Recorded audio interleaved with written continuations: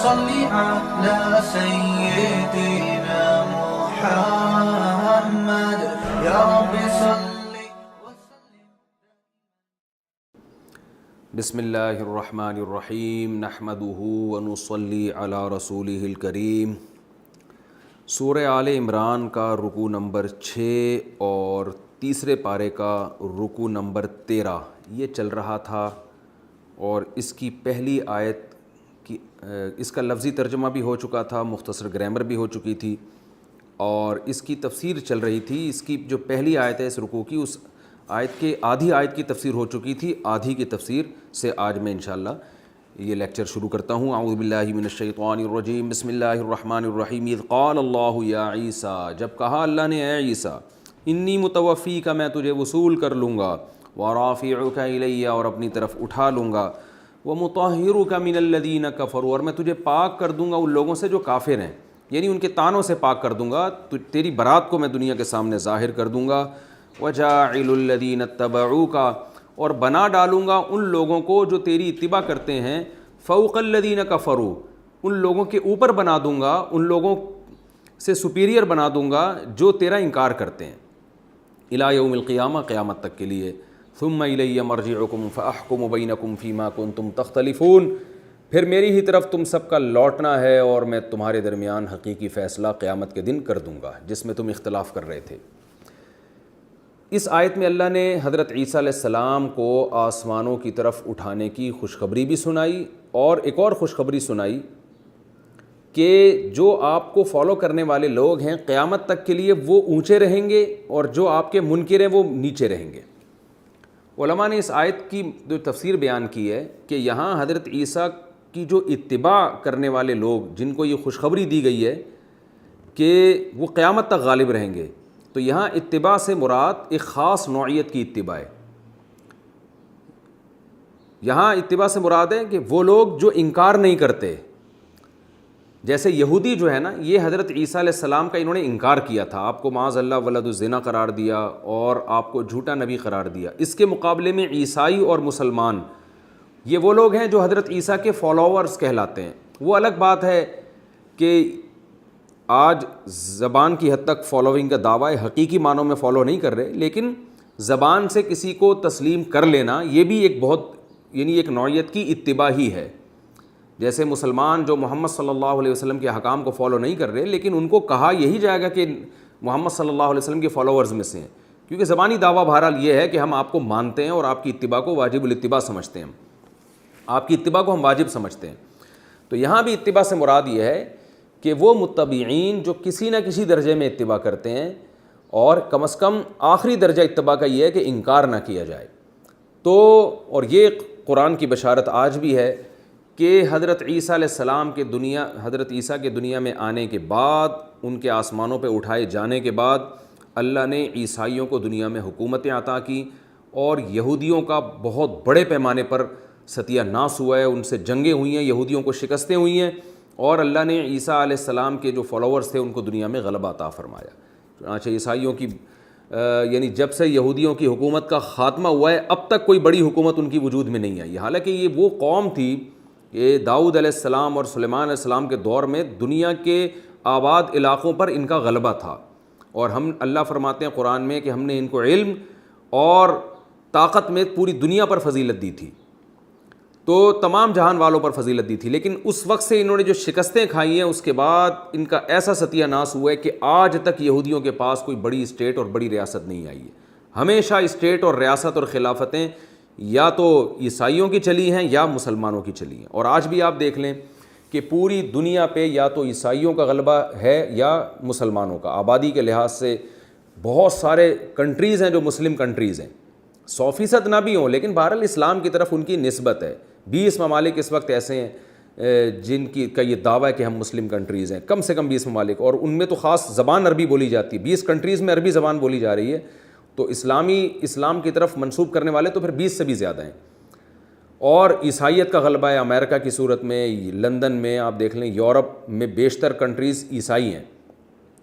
تو یہودیوں کو 1400 سال گزر گئے اسلام آنے کے بعد، کہیں بھی دنیا میں کوئی بڑی حکومت نہیں ملی، کوئی ان کا بڑا یعنی کوئی ایسا نہیں ہوا ہے کہ یہ دنیا پہ غالب آ جائیں. ممکن ہے لوگوں کو اشکال ہو کہ بھئی آج تو دنیا میں ہر جگہ اسرائیل کی پالیسی چل رہی ہے اور اسرائیل ایک چھوٹی سی ریاست ہے مگر پوری دنیا کو اپنی گرفت میں لیا ہوا ہے. تو اس میں دو باتیں سمجھنے کی ہیں. نمبر ایک یہ کہ اس میں مبالغہ بہت ہے. جیسے بھی تھوڑے دن پہلے کورونا کی وبا آئی نا، تو اس کا بھی لوگوں نے اسرائیل پہ ڈال دیا کہ اسرائیل کر رہی ہے. تو ایسا نہیں ہے کہ اسرائیل کو جتنا پاورفل آج سمجھا جاتا ہے اور ہر چیز میں یہ سمجھا جاتا ہے کہ اسرائیل ٹانگ اڑا رہا ہے، ایسا نہیں ہے. یہ ہمارے ذہنوں میں ایک یہودیت کا جو ہے نا ایک لاشعوری طور پر ایک پروپیگنڈا کر کے ایسا بٹھا دیا گیا ہے کہ گویا پوری دنیا پر اصل حاکم وہ یہودی ہے. ایسا نہیں ہے.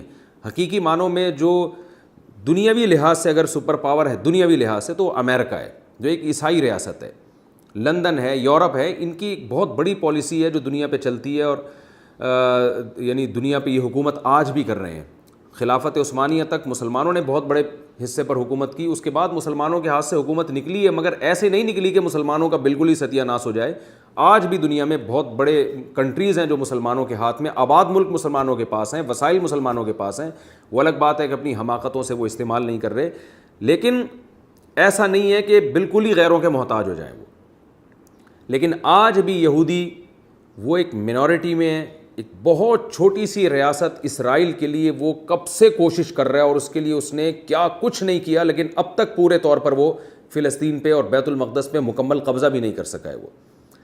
تو پہلی بات تو یہ ہے کہ یہ جو لوگ کہتے ہیں نا کہ اسرائیل پوری دنیا کو چلا رہا ہے، یہ غلط ہے. یہ پروپیگنڈا ہے، قرآن کے بھی خلاف ہے اور مشاہدے کے بھی خلاف ہے. ایسا نہیں ہے.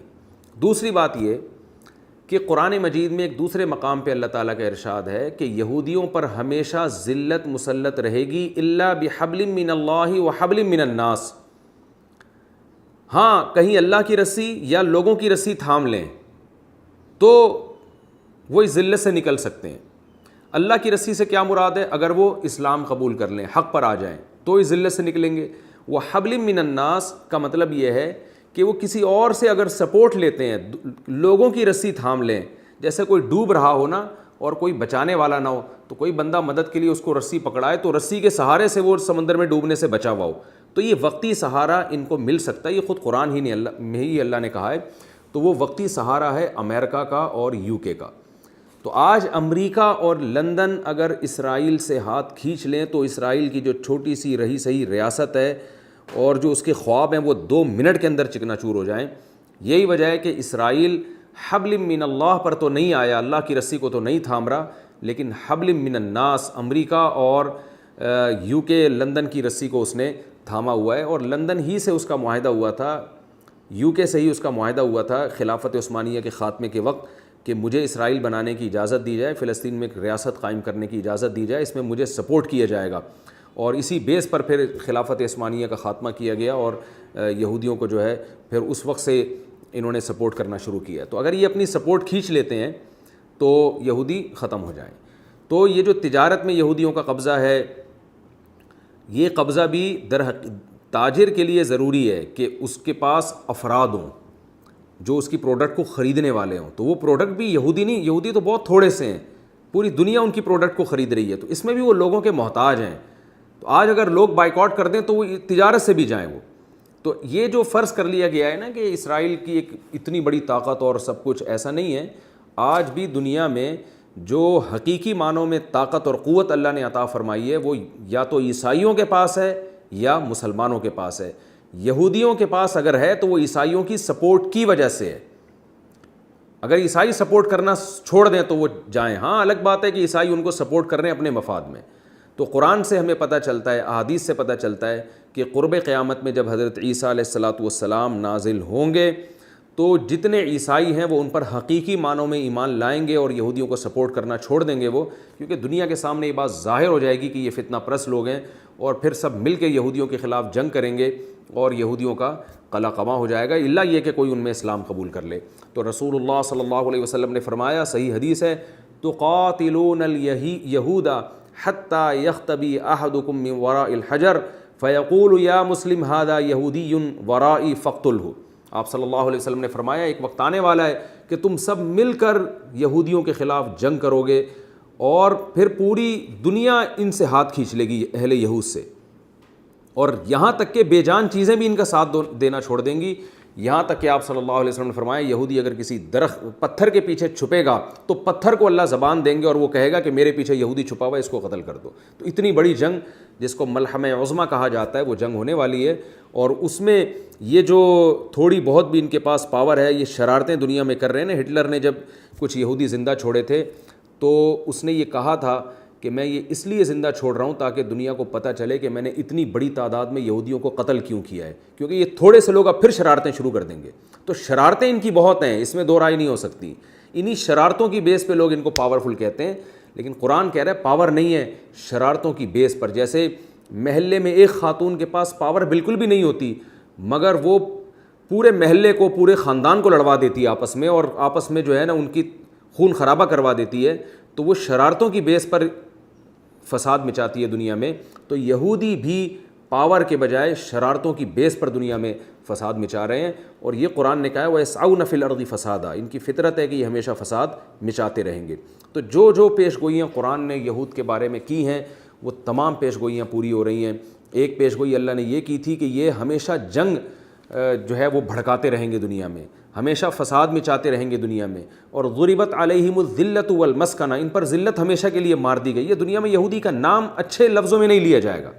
عجیب بات ہے کہ آج بھی یہودی ملٹی نیشنل کمپنیوں میں بہت اونچے عہدے پر ہوتے ہیں، پوری پوری کمپنیوں کے مالک ہوتے ہیں، مگر اپنی شناخت چھپا رہے ہوتے ہیں، شاید اسی وجہ سے کہ شناخت اگر ظاہر ہو جائے تو لوگ اس کو ملامت کرنا شروع کر دیں۔ تو ایران میں بہت سارے یہودی ہیں، وہاں اپنی شناخت چھپا کے رہتے ہیں، وہ اپنے آپ کو کلیمی کہتے ہیں۔ تو اللہ نے فرمایا کہ ہم نے ان پر ذلت کو مسلط کر دیا ہے، اور الا بحبل من اللہ وحبل من الناس، ہاں لوگوں کے رسیاں لے لے کے یہ کچھ سہارا ان کو ملتا رہے گا۔ تو یہ قرآن کی آیت کا مطلب ہے کہ اللہ نے حضرت عیسیٰ علیہ السلام سے فرمایا کہ میں آپ کو اٹھا رہا ہوں اور میں خوشخبری سنا رہا ہوں کہ جو بھی آپ کو کسی بھی درجے میں فالو کرے گا، آپ کو مانے گا، قیامت تک اب میجورٹی میں وہی رہے گا۔ اور یہودیوں کا جو ایک تھا جو آپ کا، جنہوں نے انکار کیا اور آپ کو سولی پر لٹکانے کی کوشش کی، اس کی یہ سزا ہے کہ یہ ہمیشہ دنیا میں منورٹی میں رہیں گے، مغلوب رہیں گے۔ تو یہ ایک حقیقت۔ دوسری بات یہ کہ بعض علماء یہ بھی کہتے ہیں کہ جب سے حضرت عیسیٰ علیہ السلام کو اللہ نے آسمانوں پہ اٹھایا اس وقت سے یہودی تنزل میں جانا شروع ہوئے، اور یا تو مسلمانوں کے زیر سائے رہیں۔ خلافت عثمانیہ میں بھی یہودیوں کو بہت زیادہ پناہ دی گئی تھی۔ جب ہٹلر نے یہودیوں کو مارا تھا تو ترکوں نے یہودیوں کو پناہ دی تھی، یہ بھی ایک تاریخی حقیقت ہے۔ ترکوں نے ان کو پناہ دی تھی، یہودیوں کو جو بچایا، اور کبھی عیسائی ان کو پناہ دیتے ہیں اور عیسائی ان کی سرپرستی کرتے ہیں۔ تو یہ تو ایک حقیقت ہے، تاریخی حقیقت، جس کو یہودی بھی مانتے ہیں۔ رہا یہ مسئلہ کہ اب جو اسرائیل میں ان کی حکومت بن رہی ہے، تو بہت سے علماء کی رائے یہ بھی ہے کہ یہ جو عزت انہیں ملی ہے اسرائیل کے نام پہ، تو یہ بھی ممکن ہے کہ یہ بہت بڑی اور آخری ذلت کا پیش خیمہ ہو، یہ اس کی ایک تمہید ہو۔ بعض دفعہ کسی کو رسوا کیا جاتا ہے، اور رسوا کرنے کے لیے کچھ عزت دینی پڑتی ہے۔ تو 1400 سال سے ان سے جنگیں ہوئیں، یہ ہمیشہ ماتحت رہے، ہمیشہ ریاستوں کے تحت رہے ہیں، یہ ان کی اپنی کوئی حکومت نہیں بن سکی۔ تو عین ممکن ہے کہ اب اللہ تعالیٰ ان کو آخری موقع دے رہا ہو کہ اب جو ذلت ہوگی اس کے بعد دوبارہ اٹھنے کا نام نہیں لیں گے۔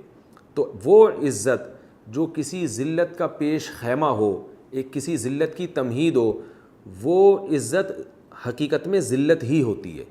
جیسے آپ کسی کو نہلا دھلا کے اور اچھے کپڑے پہنا کے آپ کا ارادہ ہو کہ پھر میں چترول لگاؤں گا تو مزہ آئے گا، تو یہ نہلانا دھلانا اور اچھے کپڑے پہنانا یہ رسپیکٹ دینے کے لیے نہیں ہوتا، بلکہ جو رہی صحیح عزت رہی ہے اسے بھی چھیننے کے لیے ہوتا ہے۔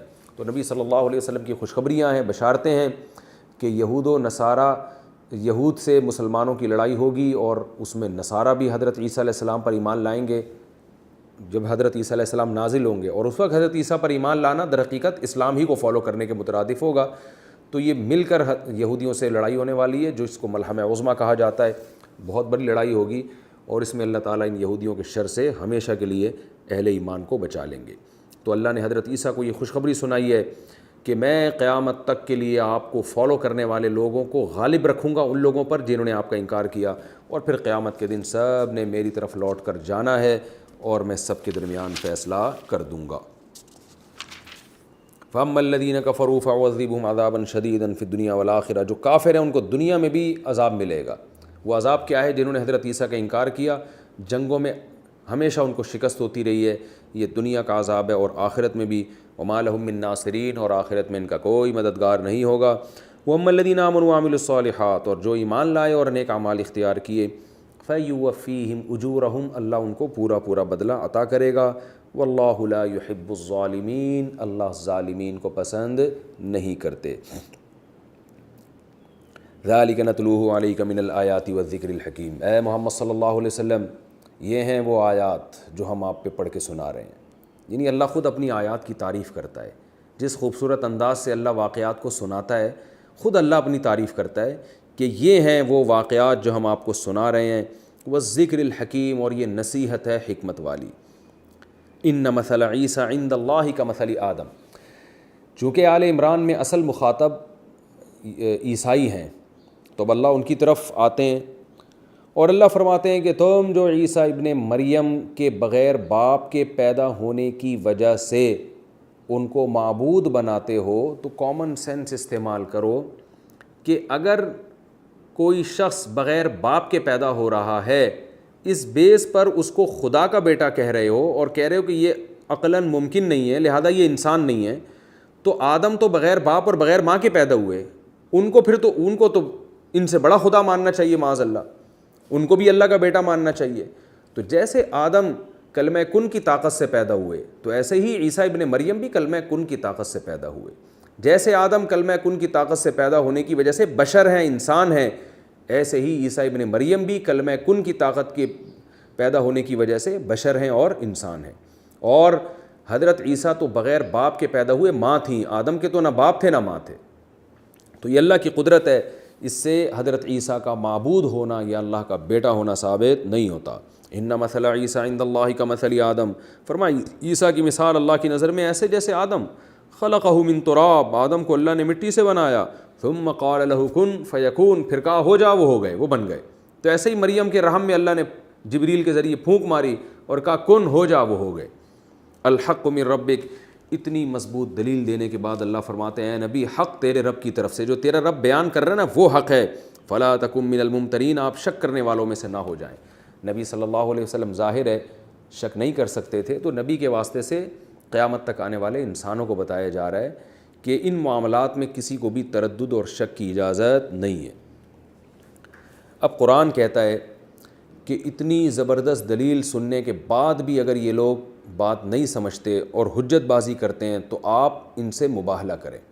اہل نجران کے جو وفد آئے ہوئے تھے تو آپ صلی اللہ علیہ وسلم نے ان سے 3 مطالبے رکھے تھے شروع میں کہ یا تو اسلام قبول کر لو یا جزیہ دو، اور یہ بھی نہیں کرتے تو ہم سے لڑو. تو انہوں نے اسلام کو سیکھنے کے لیے، مناظرہ کرنے کے لیے آئے تو ان سے یہ سارے مکالمے چل رہے تھے.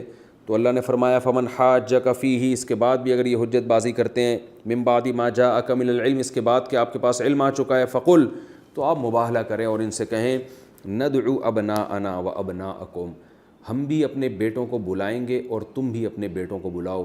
ونساءنا ونساءکم، ہم بھی اپنی عورتوں کو بلائیں گے اور تم بھی اپنی عورتوں کو بلاؤ.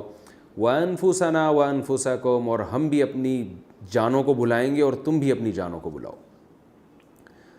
ثم نبتہل، پھر ہم مباہلہ کریں گے. فنجعل لعنت اللہ علی الکاذبین، اور ہم لعنت بھیجیں گے ان لوگوں پر جو جھوٹے ہیں. تو اس کا رزلٹ سامنے آ جائے گا. اس عمل کو مباہلہ کہا جاتا ہے. آپ صلی اللہ علیہ وسلم نے ان کو پیشکش کی کہ بھائی تم بھی اپنے رشتہ داروں کو لے کر آؤ قریبی، جن میں مرد بھی ہوں عورتیں بھی، ہم بھی لے کر آئیں گے. تو کیا ہوگا کہ جو دین برحق ہوگا، جو سچے لوگ ہوں گے وہ بچ جائیں گے، جو غلط ہوں گے ان پر اللہ عذاب اسی وقت نازل کر دے گا اور فیصلہ ہو جائے گا.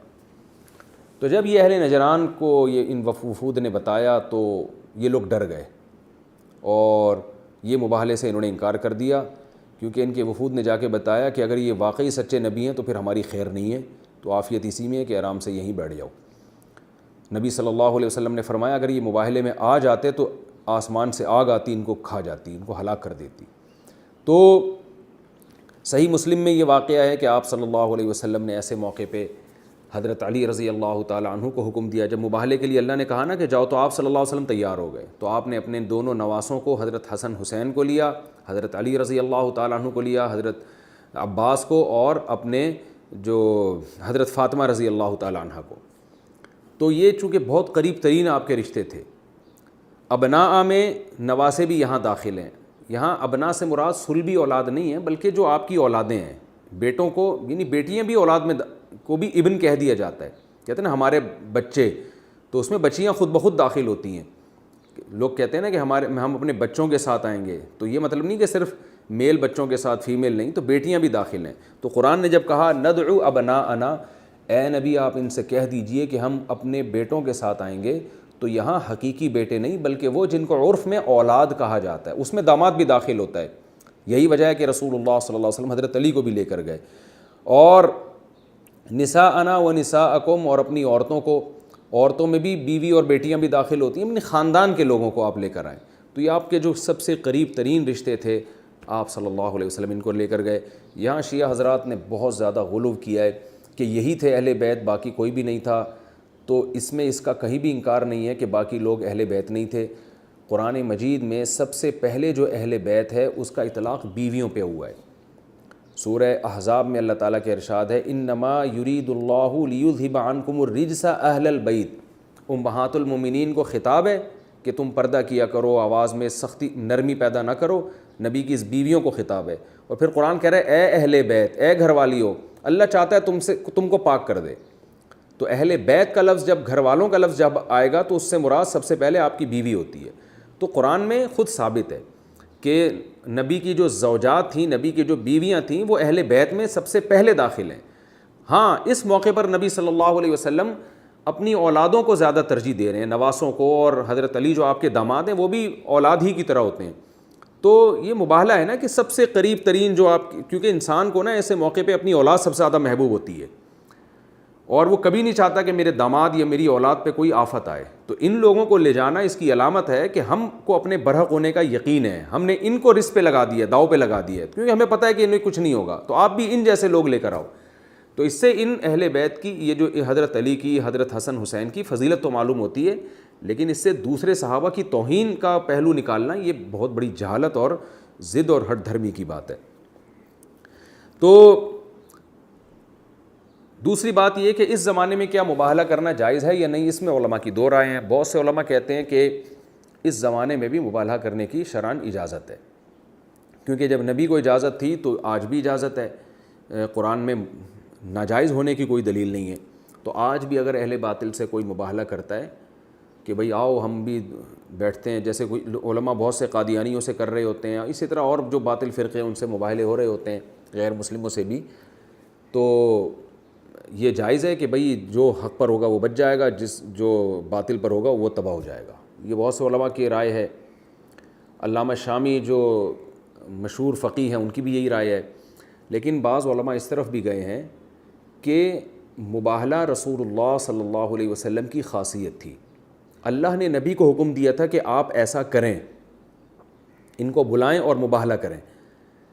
ہمارے پاس کوئی دلیل نہیں ہے اس کی کہ ہمارے لیے بھی جائز ہے. یعنی ناجائز ہونے کی اگر دلیل نہیں ہے تو جائز ہونے کی دلیل بھی نہیں ہے. نبی کو تو اللہ نے حکم دیا تھا، تو جب اللہ نے حکم دیا تھا تو گویا اللہ نے وعدہ کیا کہ میں آپ کو بچاؤں گا اور ان کو ہلاک کر دوں گا. ہمارے ساتھ کوئی ایسا وعدہ اللہ نے نہیں کیا. تو جب اللہ نے ہم سے کوئی وعدہ ہی نہیں کیا ہے کہ تم ایسے مباہلے کا چیلنج دو گے تو میں تمہیں عذاب سے نہیں بچاؤں گا، تو ہم کیوں اللہ کی طرف ایک چیز کو منسوب کریں؟ اللہ نے ہمیں دلائل کا مکلف بنایا ہے، ہم دلائل سے بحث کریں گے. مباہلہ ہم نہیں کر سکتے کیونکہ اس بات کا امکان ہے. اس کی مثال ایسے ہے جیسے ابراہیم علیہ السلام کو آگ میں ڈالا گیا تو اللہ نے وعدہ کیا تھا کہ میں بچا لوں گا، اور اللہ نے بچا لیا ابراہیم علیہ السلام کو. تو آج کوئی شخص آگ میں چھلانگ لگائے. ایک صاحب نے کچھ مناظرہ کیا، مجھے کہا کہ میری کسی عیسائی سے بحث ہو رہی تھی، تو میں نے، اس عیسائی نے مجھے چیلنج کیا کہ تم پتہ نہیں کوئی یہ چیز کھا لو یا زہر کھا لو یا آگ میں چھلانگ لگا لو، اگر بچ گئے تو میں مان لوں گا کہ تم سچے ہو. تو کہہ رہے میں لاجواب ہو گیا اس کے سامنے، یار میں کیسے، یعنی. تو میں نے کہا بالکل صحیح کیا آپ نے، اچھا کیا آگ میں چھلانگ نہیں لگائی، کیونکہ اللہ نے آپ سے کوئی وعدہ نہیں کیا کہ تم چھلانگ لگاؤ گے تو میں تمہیں اس بیس پہ بچاؤں گا کہ تم مسلمان ہو. تو اللہ نے ہمیں دلائل کا مکلف بنایا ہے کہ سزا دینا، عذاب دینا یہ اللہ کا کام ہے. ہمارا کام ہے بحث کر کے ڈیبیٹ کر کے دلائل کی دنیا میں حق کو حق اور باطل کو باطل واضح کر دینا. کیونکہ بعض دفعہ ایسے ہوتا ہے کہ اہل حق پہ آزمائش آ جاتی ہے, کیونکہ اللہ نے تو کہیں نہیں کہا کہ اہل حق پہ آزمائش نہیں آئے گی, جتنی مصیبتیں آئیں گی ساری کی ساری باطل پر ہی آئیں گی, اللہ نے کہیں ایسا وعدہ نہیں کیا. تو عین ممکن ہے آپ کسی غیر مسلم سے مباہلہ کرو اور آپ کا انتقال ہو جائے, کیونکہ آپ کی ڈیتھ لکھی ہوئی تھی اس وقت, آپ کو ہارٹ اٹیک ہونا تھا یا کوئی آپ کے ساتھ مسئلہ ہونا تھا, تو اس بات کا امکان موجود ہے. تو اس سے کیا ہوگا کہ خام خواہ میں وہ غیر مسلم کہے گا کہ دیکھو اللہ نے اس کو مار دیا اور میرا دین سچا ہے, حالانکہ اللہ نے اس کو اس بیس پہ نہیں مارا کہ اس کا دین غلط ہے, اللہ نے اس کو اس لیے مار دیا کہ اللہ کو تو ویسے ہی اس کو اس ٹائم پہ مارنا تھا. تو کوئی حادثہ بھی ہو سکتا ہے, آپ نے مباہلہ کیا کسی غیر مسلم سے اور اس کے بعد آپ کے گھر میں آگ لگ گئی, ساری دنیا یہ سمجھے گی کہ آپ کا مذہب غلط ہے, حالانکہ وہ آگ اس لیے لگی کہ آپ سے کوئی بے احتیاطی ہوئی ہوگی, شارٹ سرکٹ ہو گیا ہوگا. تو کوئی بھی کسی کے ساتھ حادثہ ہو سکتا ہے. تو نبی کے ساتھ چونکہ اللہ کا وعدہ تھا بذریعہ وحی اور نبی کو حکم تھا, تو نبی اسی کے مکلف تھے کہ مباہلہ کریں. ہمارے پاس کوئی دلیل نہیں ہے کہ اللہ نے ہم سے وعدہ کیا ہے کہ تم جاؤ گے تو وہ مر جائے گا تم بچ جاؤ گے, ایسا اللہ نے کوئی وعدہ نہیں کیا. جب تک اللہ کی طرف سے ایسا صریح وعدہ نہ ہو ہم یہ کام نہیں کر سکتے. ہم دلائل کی دنیا میں بحث کریں گے. تو مجھے یہ موقف زیادہ مضبوط معلوم ہوتا ہے اور لوگوں کا ایمان بھی اس میں محفوظ ہے, کیونکہ مباہلہ کرنے کے بعد اتفاق سے کچھ آپ کے ساتھ ہو گیا, جو قدرتی حادثہ ہو گیا, تو پھر آپ ساری زندگی دلائل لیتے رہیں, کوئی نہیں مانے گا آپ کے دلائل, تو حالانکہ وہ واقعہ اتفاقی ہوا ہوگا. تو دلائل کی دنیا میں بات کی جائے گی, اس زمانے میں مباہلہ نہیں کیا جائے گا. ان ھذا لہو القصص الحق, اللہ فرماتے ہیں یہ برحق باتیں ہیں جو ہم آپ سے کر رہے ہیں. وما من الہ الا اللہ, اور اللہ کے سوا کوئی عبادت کے لائق نہیں ہے. آپ اہل کتاب کو بتا دیں کہ عیسیٰ ابن مریم اللہ کے بندے ہیں, اللہ کے بیٹے نہیں ہیں. وَإِنَّ اللَّهَ لَهُوَ الْعَزِيزُ الْحَكِيمُ, اور بے شک اللہ تعالیٰ ہی زبردست غالب اور حکمت والا ہے. عیسیٰ ابن مریم نہیں ہے. فَإِن تَوَلَّوْا, پھر بھی اگر اعراض کریں, فَإِنَّ اللَّهَ عَلِيمٌ بِالْمُفْسِدِينَ, اللہ فسادیوں کو جانتا ہے. اور یقیناً اہل نجران نے اعراض کیا, مباہلے کے لیے نہیں آئے. تو یہ اس کی علامت ہے کہ نہ تم دلائل کی دنیا میں جواب دے سکتے ہو اور نہ مباہلے کا چیلنج قبول کرتے ہو. تو یہ فساد مچانے والی بات ہے کہ حق کے راستے میں رکاوٹ کے علاوہ تمہاری کوئی نیت نہیں ہے. تو اس لیے نبی صلی اللہ علیہ وسلم کو تسلی دی گئی کہ اللہ فساد مچانے والوں کو خوب جانتا ہے. یہ رکوع ہمارا کمپلیٹ ہو گیا. اس میں سب سے پہلی بات تو حضرت عیسیٰ علیہ السلام کی حیات کا عقیدہ, جو علمی نکات ہیں ان میں سب سے پہلے حضرت عیسیٰ علیہ السلام کی حیات کا عقیدہ, وہ اہل سنت والجماعت کا اجماعی عقیدہ ہے. اور اس میں تسلی بھی ہے کہ اللہ تعالیٰ قرب قیامت میں حضرت عیسیٰ علیہ السلام کو نازل کریں گے. حدیث میں آتا ہے وہ دمشق میں نازل ہوں گے, اور جس مسجد میں نازل ہوں گے بہت سے علماء نے روایات کو سامنے رکھ کر اس کو بھی ڈیفائن کیا ہے. اور حدیث میں اس کی کیفیت یہ ہے جو بیان ہوئی ہے روایات میں, کہ فرشتوں کے کندھوں پر ہاتھ رکھ کے آسمان سے نازل ہوں گے. اور یہ ہوگا کب؟ کہ جب حضرت مہدی علیہ السلام آ چکے ہوں گے. حدیث سے پتہ چلتا ہے کہ قرب قیامت میں جب مسلمان ہر طرف سے قسمہ پرسی کا شکار ہوں گے تو اللہ ان کی قیادت کے لیے ایک شخص کو پیدا کریں گے. وہ نازل نہیں ہوں گے, وہ پیدا ہوں گے, اور وہ دعویٰ بھی نہیں کریں گے مہدی ہونے کا, بلکہ لوگ ان کو تلاش کر کے ان کو کمانڈر بنائیں گے مجاہدین کا. تو ان کا لقب مہدی ہوگا. مہدی کا مطلب ہدایت یافتہ, تو ان کا لقب مہدی ہوگا. تو قرب قیامت میں جب مسلمان بہت زیادہ قسمہ پرسی کا شکار ہوں گے تو جو لڑنے والے مجاہدین ہیں وہ تلاش کریں گے کہ ہمارا کوئی امیر ہو. تو طواف کرنے کے دوران بہت سے اس امت کے بزرگان دین حضرت مہدی کو پہچان لیں گے. وہ جب طواف کر رہے ہوں گے تو ان کو پکڑ کے زبردستی اپنا امیر بنا دیا جائے گا. پھر ان کی قیادت میں لڑائی ہوگی, اور دمشق میں شام میں حضرت مہدی جب نماز کے لیے آگے ہوں گے تو وہاں مینار پہ اللہ تعالیٰ حضرت عیسیٰ علیہ السلام کو نازل کریں گے. 2 فرشتوں کے کندھوں پر حضرت عیسیٰ علیہ السلام ہاتھ رکھ کے نازل ہوں گے, اور مینار پر اتریں گے. وہاں سے پھر سیڑھیاں لائی جائیں گی ان کو نیچے اتارنے کے لیے. یہ اس کی علامت ہوگی کہ دنیا دارالاسباب ہے. آسمان سے اب آپ زمین پر آ رہے ہیں تو یہاں فرشتے نہیں بلکہ آپ سیڑھیوں سے اتر کے زمین پہ آئیں گے.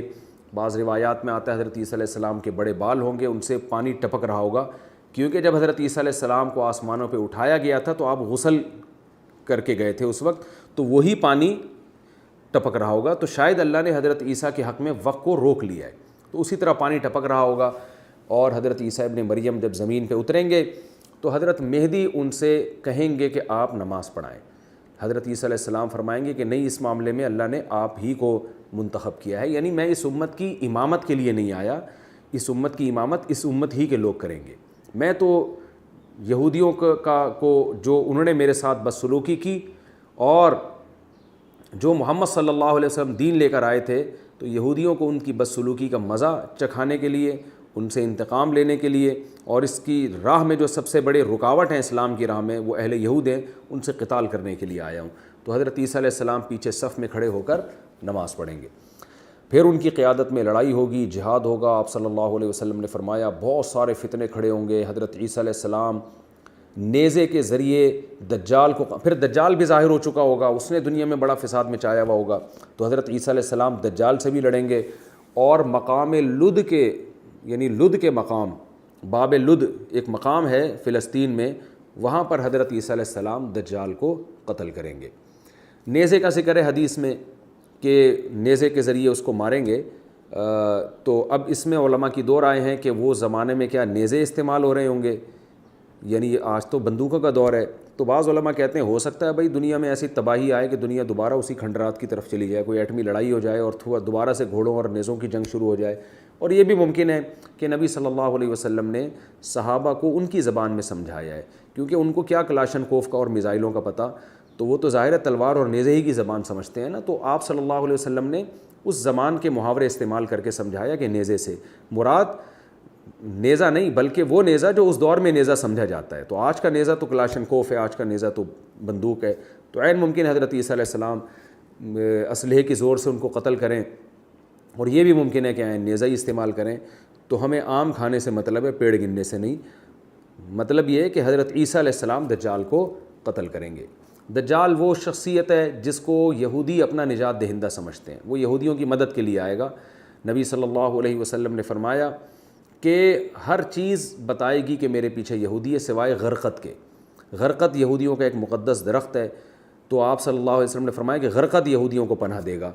تو عجیب بات ہے کہ اسرائیل میں آج یہودی بہت زیادہ غرقت کے درخت لگاتے ہیں، اور یہ ساری باتیں یہودی بھی جانتے ہیں، لیکن یہودیوں کا کہنا یہ ہے کہ دجال ہماری مدد کے لیے آئے گا اور ہمیں دنیا پہ حکومت کروائے گا، اور غرقت جو ہے وہ ہماری مدد کرے گا۔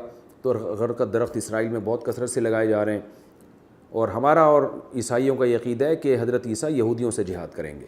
تو آپ صلی اللہ علیہ وسلم نے فرمایا کہ پھر یاجوج اور ماجوج بھی نکلیں گے، جن کا سورہ کہف میں تذکرہ ہے کہ حضرت ذوالقرنین جو تھے، لوگوں نے ان سے شکایت کی تھی کہ یاجوج ماجوج ایک قوم ہے جس نے زمین میں فساد مچایا ہوا ہے، تو آپ نے تانبے کی جو پلیٹیں ان کو پگھلا کر سیسا ڈال کے ان کو پہاڑوں کے درمیان بند کر دیا۔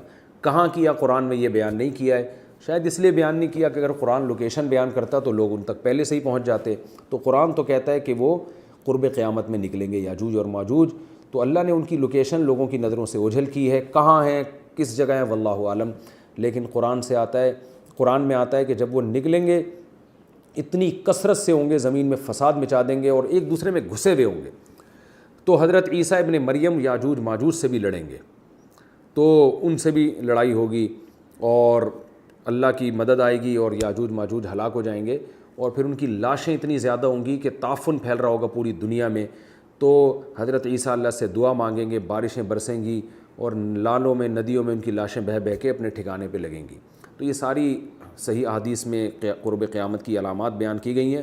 تو نبی صلی اللہ علیہ وسلم نے فرمایا پھر حضرت عیسیٰ علیہ السلام دنیا کو عدل سے بھر دیں گے، یکسر الصلیب، صلیب کو ختم کر دیں گے، کیونکہ قرآن کہتا ہے وَإِن مِّنْ أَهْلِ الْكِتَابِ إِلَّا لَيُؤْمِنَنَّ بِهِ قَبْلَ مَوْتِهِ، کہ جتنے اہل کتاب ہیں حضرت عیسیٰ کی موت سے پہلے سب ان پر ایمان لے آئیں گے۔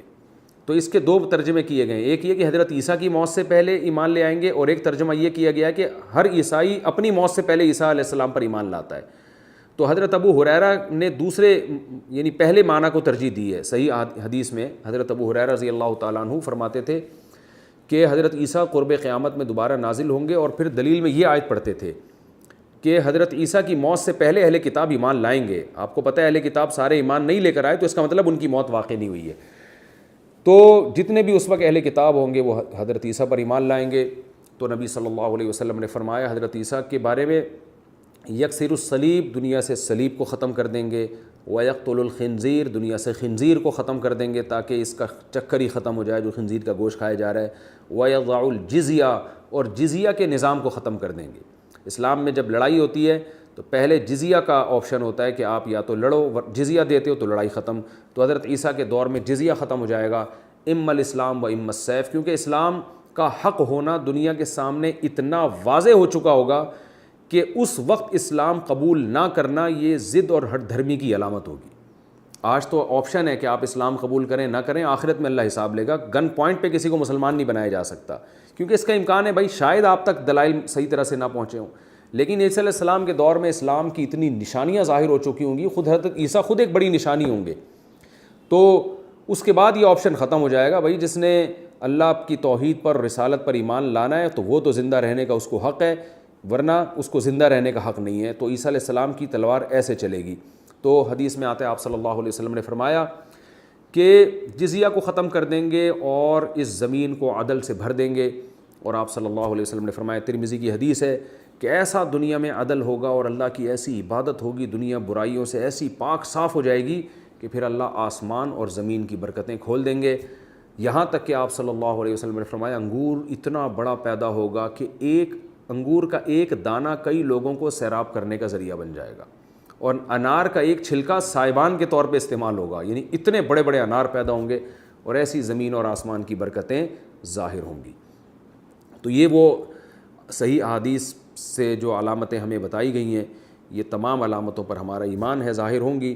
اور ان علامتوں میں سے بڑی علامت کہ اللہ نے عیسیٰ علیہ السلام کو آسمانوں پہ اٹھایا. تو اللہ تعالیٰ نے